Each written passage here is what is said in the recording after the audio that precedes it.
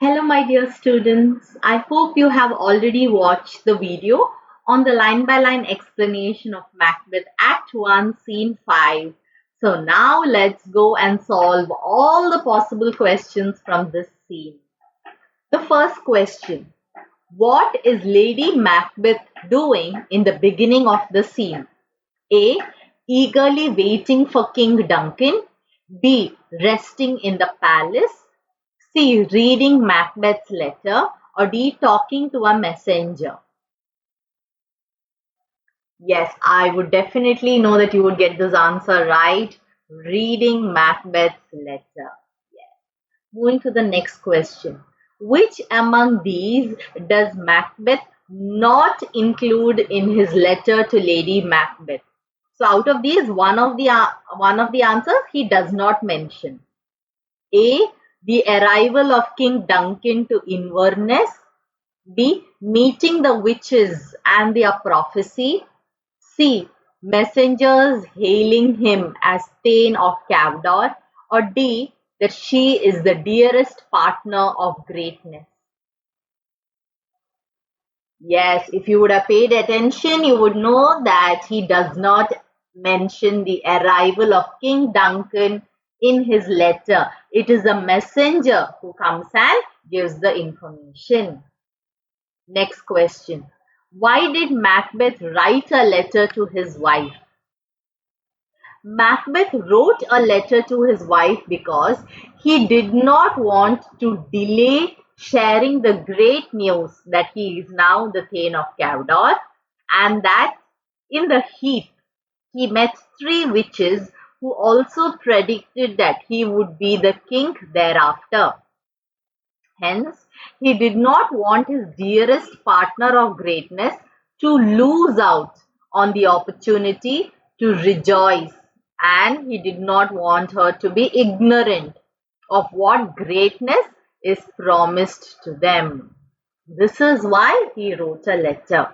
If you want, you can pause the video and go through this answer once again. Next question. What did Macbeth include in his letter to Lady Macbeth? So I have written this point wise so that it becomes easier for you. The first point, that he met three witches on the day of his victory. Next point, they for certain possessed supernatural knowledge. Third, they hailed him as the Thane of Glamis, the Thane of Cawdor, and referred to him as the future king. So first is, he met three witches on the day of the victory. Second point, he was certain that they possessed supernatural knowledge. And third, they refer to with different titles. Before he could question them further, they vanished into thin air. By then, the messengers from King Duncan hailed him by the title of Thane of Cawdor. He wanted to share the great news so that she does not lose out on rejoicing about what greatness is promised to them. So these were the things that were included in his letter to Lady Macbeth. Next question. What does Lady Macbeth fear after reading Macbeth's letter? A. That Macbeth is without ambition. B. That Macbeth is too full of human kindness. C. That Macbeth is brutal and will go out of his way to kill anyone. Or D. That the witches have made a false prediction. So what does Lady Macbeth fear? That he is too full of human kindness. She says, Macbeth, you are not without ambition. That means you have ambition in you. But you are also too full of human kindness. Next. What characteristic traits does Lady Macbeth mention about Macbeth? Again, important. Make sure you pay attention and read this answer twice. Lady Macbeth fears about Macbeth's nature because she believes that he is full of the milk of human kindness and does not have what it takes to seize the crowd. Though he is ambitious, he will not take any shortcut to power and does not possess the mean streak to strike aggressively or to cheat,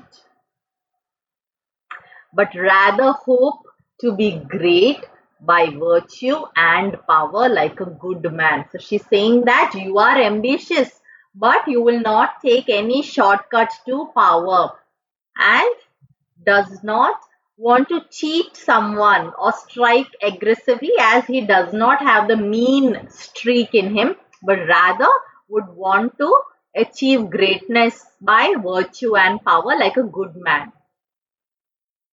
Finally, she adds that if there is something that he wants, he is afraid to do what is needful, but still desires what does not belong to him and wants it to be done for him. So what does she finally say? That if there is something that he wants, then he is afraid to do what is needful, but still desires that, and he wants someone else to do it for him. So this is what Lady Macbeth thinks about Macbeth. Next, why does she ask Macbeth to hurry home? A, so that she can persuade him and chastise with her tongue. B, convince him to do whatever that is to keep him from the crown. C, hatch a plan together to kill King Duncan. D, so that she can convince him to go on a path of virtue and be holy.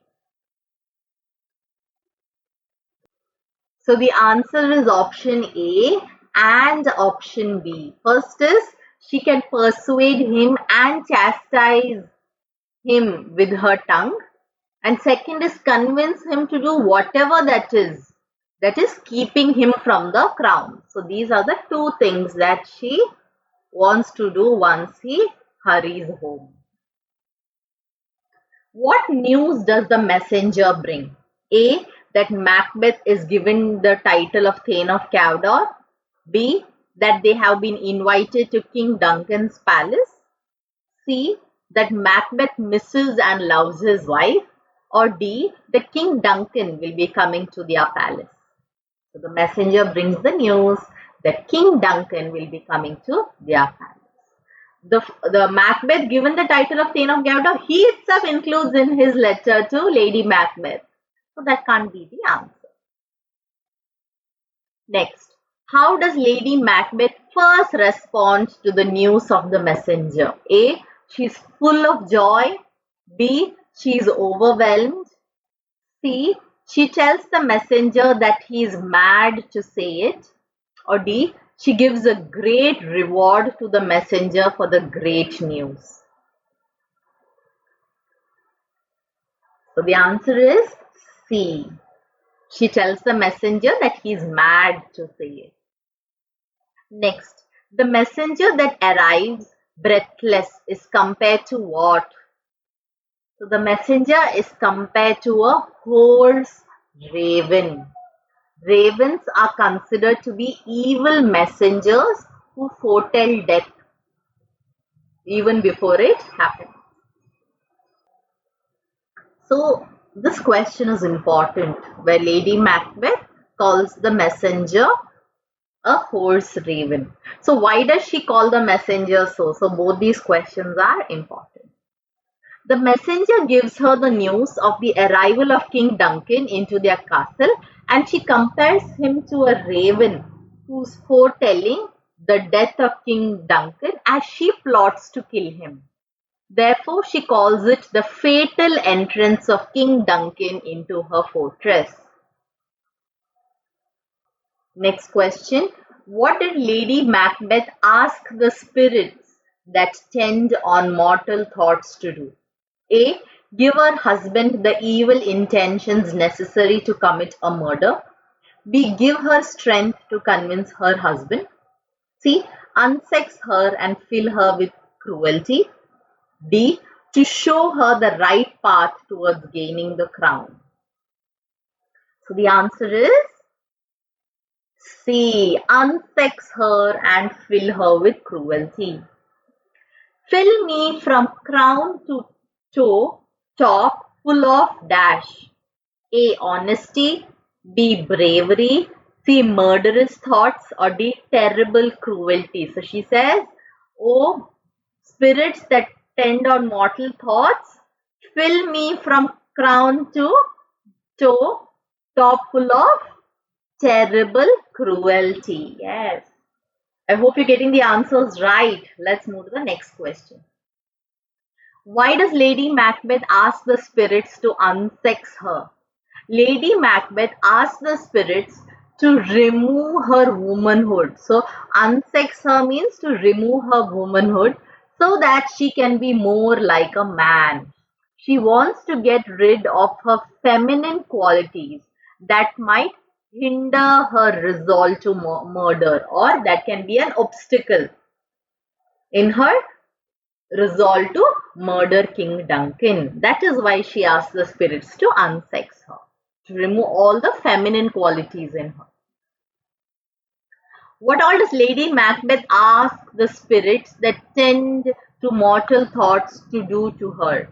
So this is again important.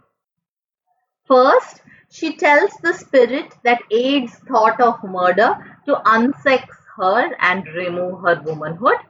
Second is fill her from head to toe with terrible cruelty.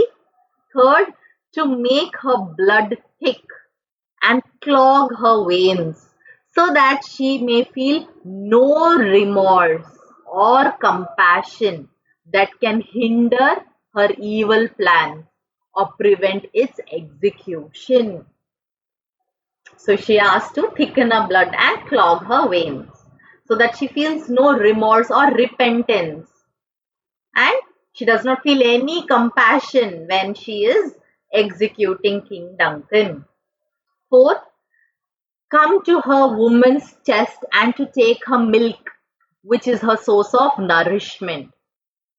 Fifth, evil entities, no matter where you hide, come in the thick of the night and cover the world in the darkest of smoke of hell, so that her sharp knife can't see the wounds it cut open.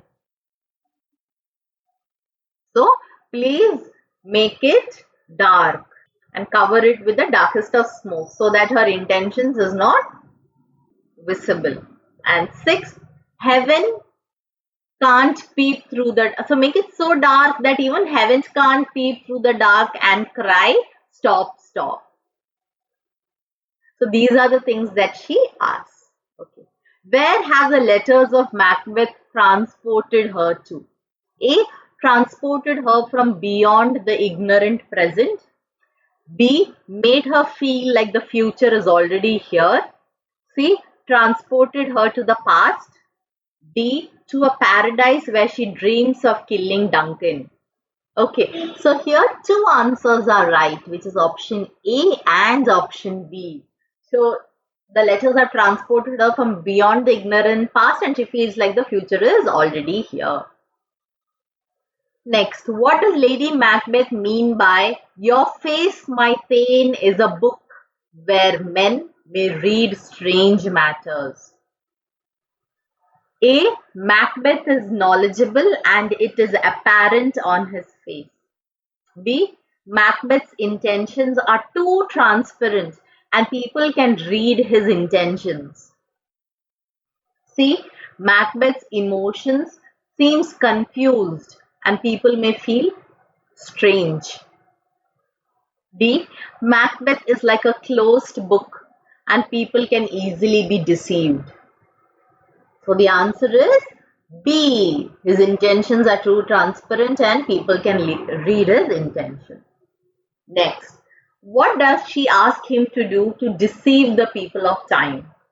She asks Macbeth to look just like the people of her time, to bear welcome in his eyes, hands, and words, To look like an innocent flower, but deep inside to be a snake that hides beneath.